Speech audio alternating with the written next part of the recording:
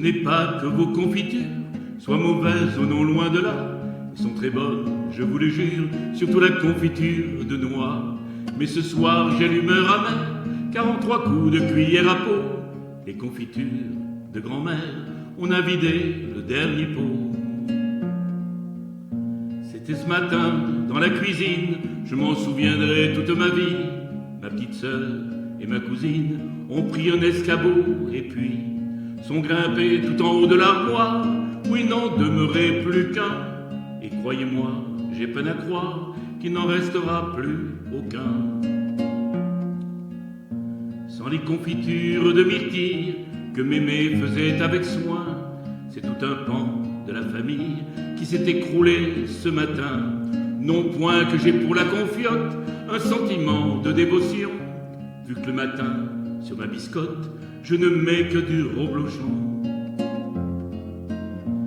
Mais ne plus voir en haut de l'armoire l'alignement des pots, je dis que c'est un crime de lèse-mémoire, une atteinte à la nostalgie, que tous les confiturophages de la famille soient damnés pour dilapider l'héritage de ce que nous les gars m'aimaient.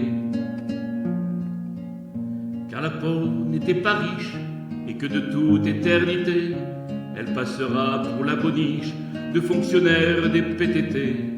Donc elle voit aux confitures une énergie démesurée, afin que sa progéniture ne cesse de la regretter.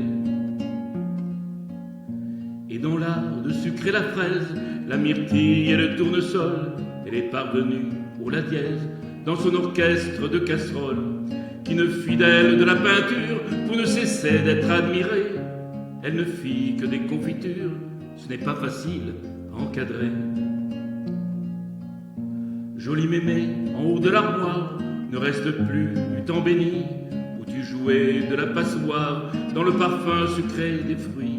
S'il est vrai que la vie éternelle existe autant que tu le crois, t'as plus qu'à cueillir des érelles pour quand nous reviendrons chez toi.